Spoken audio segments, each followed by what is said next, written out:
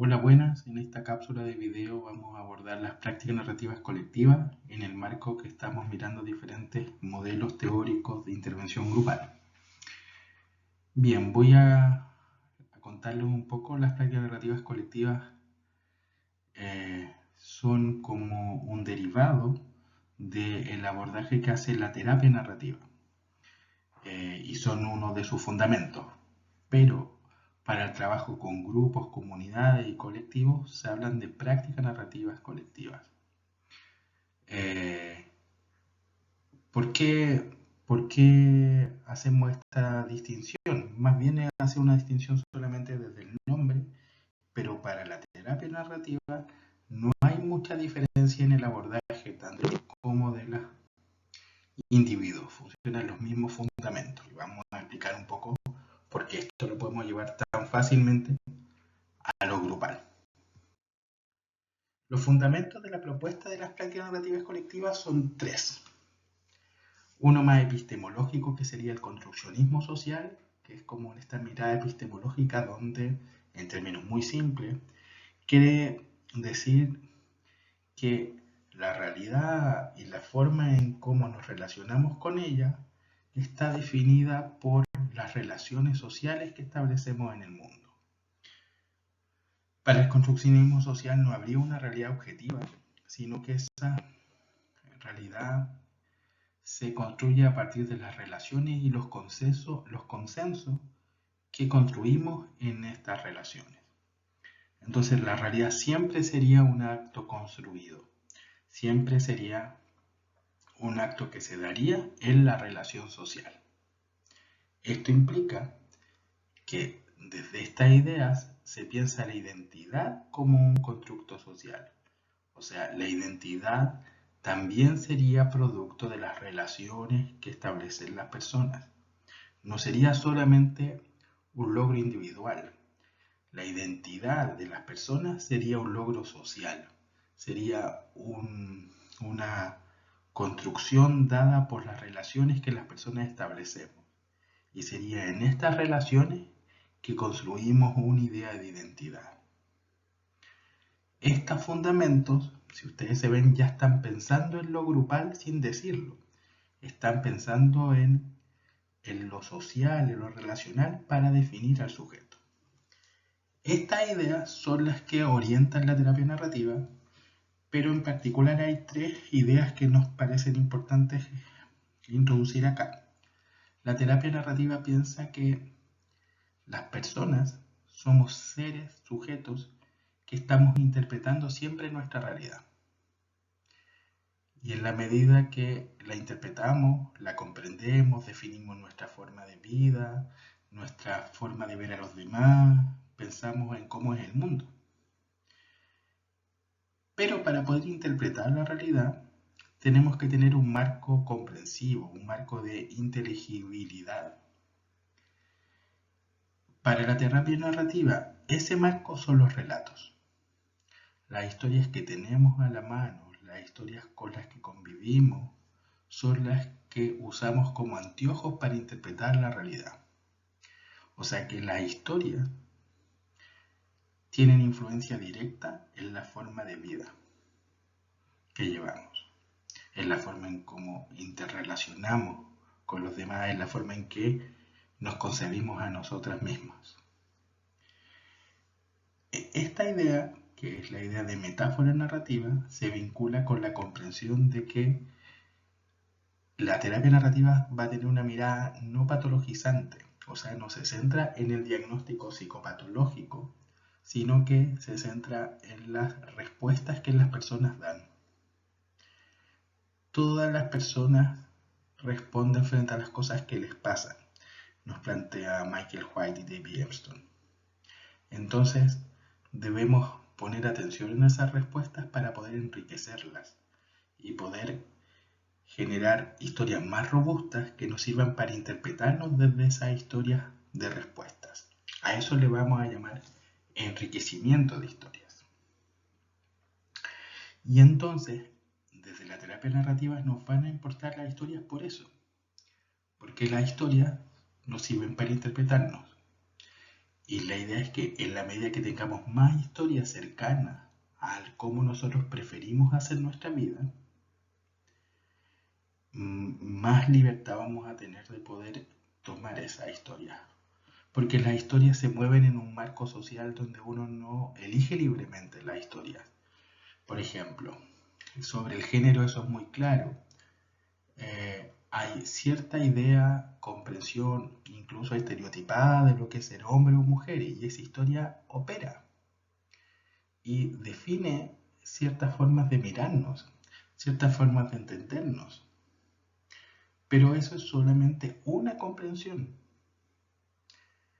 Es una historia que nos permite interpretar esa realidad. Pero si tenemos más historias para poder entender el género, si asumimos que ese género es una construcción social, se nos arman otras posibilidades.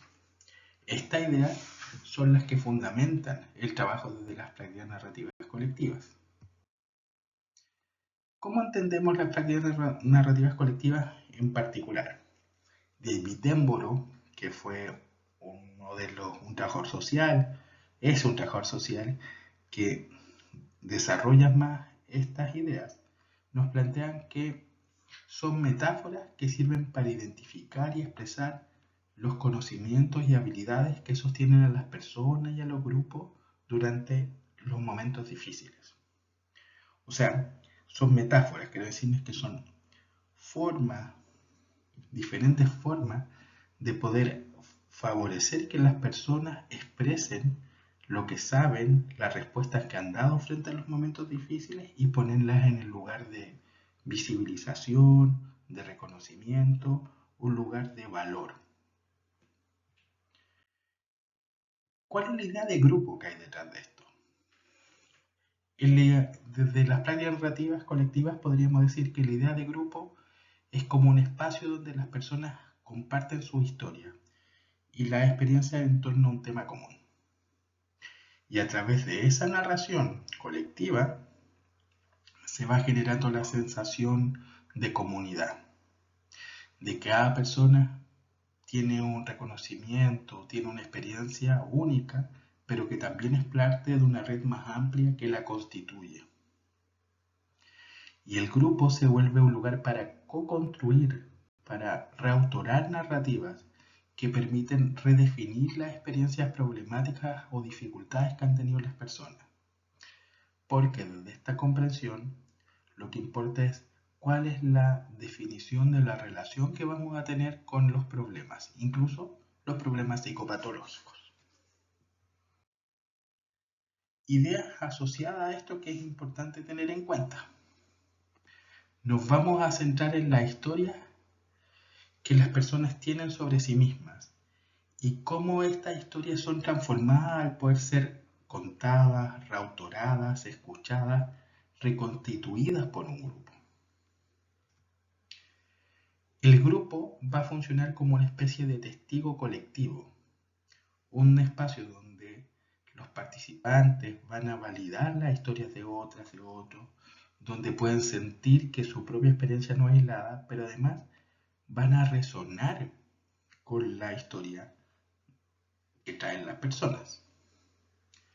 Esto permite que se generen nuevas comprensiones, nuevos significados y los participantes sean capaces de distanciarse de una comprensión problemática, una comprensión de sí mismo centrado en los problemas que lo afectan, sino que les permiten mirarse desde las respuestas, desde las habilidades y de los conocimientos que tienen, y esto permite agenciarlos, o sea que tomen control sobre su realidad y tomen poder sobre su realidad.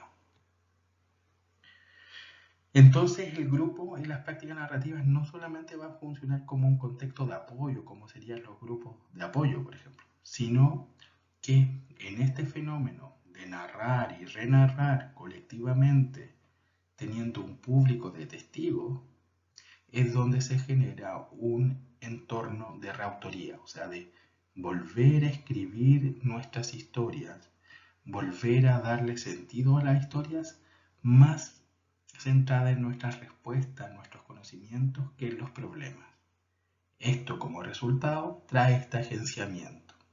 Agenciamiento entendido como la posibilidad de que las personas tengan mayor control sobre sus condiciones de vida.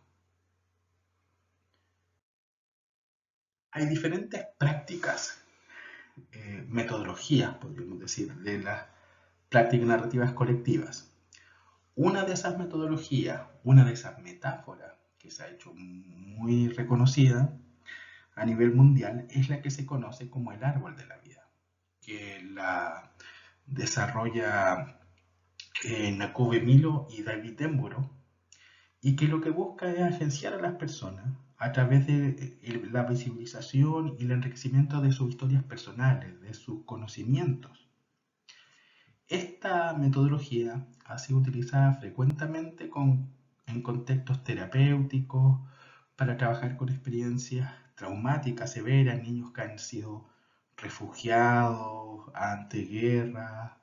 Esta experiencia surge con experiencias de trabajo en África, niños que han vivido experiencias de guerra civil, personas que han vivido experiencias de migración forzada. Se trabajan especialmente esas dificultades, esas diversidades en comunidades vulnerables. Y su enfoque, su intención está hecho para fortalecer la identidad de esas personas y enriquecer y visibilizar las respuestas que han dado a las problemáticas con que viven. Vamos a mirar un poco cómo es esta metodología. El proceso de intervención se realiza en un contexto grupal, en un contexto colectivo, donde se va a pedir a los participantes que dibujen un árbol y que compartan historias con los demás a partir de la forma en que se les va a pedir dibujar. ¿Ya? Porque no es solamente dibujar un árbol, se les va a pedir dibujar un árbol de una manera particular. En este compartir se generan conexiones, se fomenta la sensación de solidaridad y las personas resuenan entre sí con las historias que escuchan. En este dibujar un árbol, lo que se les pide a las personas es dibujen un árbol que sea significativo de su historia y se les anima a que vayan poniendo, vayan escribiendo, vayan pudiendo nombrar en algunas partes de este árbol distintos aspectos de su vida. Como por ejemplo, en las medidas que dibujan las raíces, que pongan, que sepan que las raíces en este dibujo van a representar el origen, la historia familiar, los antepasados, los lugares de donde venimos, y que puedan nombrar, por ejemplo, las personas el lugar de donde vienen, personas importantes de su familia. Tenemos que tener en claro, por si les queda alguna duda, este dibujo no es un dibujo proyectivo, es un dibujo que va construyéndose para visibilizar los saberes de las personas. Entonces, en la medida que va dibujando, dibuja las raíces de su árbol y se le pide, pon el nombre de, por ejemplo, del lugar donde naciste, de tus antepasados más significativos. Por ejemplo, en el tronco podrían poner cuáles son tus valores, cuáles son tus capacidades, tus habilidades. En las ramas podrías poner cuáles son tus sueños, tu esperanza, de manera que las personas vayan imaginando cuáles son sus deseos a largo plazo. En las hojas podrías poner los nombres de las personas que son importantes para ti. En los frutos podrían poner, por ejemplo, las cosas que han sido significativas, que han logrado en la vida. Y así vamos utilizando el dibujo del árbol como un medio para poder hablar de lo que ellos saben, de lo que ellos valoran de sí mismos. Eso sería en una primera instancia. Luego de la construcción del árbol, pasaríamos a un segundo momento donde les vamos a preguntar a las personas sobre cómo los árboles responden a situaciones difíciles. Por ejemplo, les podríamos preguntar, ¿qué hacen los árboles? ¿Cuáles son las cosas difíciles que les toca vivir a los árboles? Y las personas, según su contexto cultural, por ejemplo, podrían decir la sequía. En Chile podríamos decir los incendios. Nombramos todos los elementos que son problemáticas para los árboles y vamos a identificar después cuáles son las formas de responder de los árboles. O sea, Primero vamos a identificar estos momentos difíciles, las tormentas, y que creo que aquí en la presentación quedó dada vuelta. Entonces, primero iríamos a mirar esos momentos difíciles, las tormentas que viven los árboles, ya sea lo que el grupo defina como el momento difícil de un árbol. Sequía, incendio, insectos que se comen a madera. Y después que hayamos identificado esos elementos, les vamos a pedir a las personas cómo los árboles se las arreglan con esto, cómo responden. Por ejemplo, algunas personas nos van a poder decir, ya frente a la sequía, los árboles entierran sus raíces más profundo buscando agua. Frente al fuego hay algunos árboles que sueltan sus semillas cuando se ven en una situación de incendio. Entonces vamos reconociendo la forma en cómo las personas van reconociendo la forma en que los árboles responden. Una vez que tenemos eso, les vamos a preguntar a las personas cuáles son sus tormentas, cuáles son sus momentos difíciles. Entonces ya instalamos la metáfora de los momentos difíciles y después de identificamos los momentos difíciles de las personas, no sé, momentos difíciles pueden ser la dificultad que tengo ante las problemáticas económicas, el convivir con algún diagnóstico psiquiátrico. Y les vamos a plantear entonces, después de que ya tenemos cuáles son sus tormentas, al igual como le preguntamos por los árboles, vamos a indagar cómo responden a eso. ¿Qué hacen frente a esto? Y van a aparecer diferentes respuestas muy diversas, desde hago deporte, rezo todos los días, abrazo a mi familia. Lo importante ahí es reconocer cuáles son las respuestas singulares porque queremos visibilizarlas, valorarlas. Para terminar esta metodología también le podríamos preguntar a las personas, como los árboles tienen días soleados, ustedes también, ¿qué hacen en sus días soleados? ¿Cuáles son lo que hacen en sus buenos días? Toda esta metodología proporciona un espacio de reflexión, de agenciamiento colectivo. Todas las personas van compartiendo sus saberes para poder tener más control sobre lo que les pasa. Van validando sus propias experiencias, ofreciendo una mirada más esperanzadora que reconstruye elementos identitarios frente a los momentos difíciles. O sea, valora las respuestas tanto personales como grupales frente a los momentos difíciles. Así como esta metodología específica de las prácticas narrativas colectivas que utiliza la metáfora del árbol para poder trabajar, tenemos otras metáforas como el equipo de la vida que utiliza el fútbol como una manera de invitar a las personas a hablar de sus vínculos significativos y qué lugar ocupan en su experiencia de logros. O existe el volantín también, que se trabaja como una forma de identificar cuáles son las esperanzas hacia el futuro. Y se han creado diferentes metáforas, metodologías asociadas a metáforas para poder trabajar de esta manera con las personas.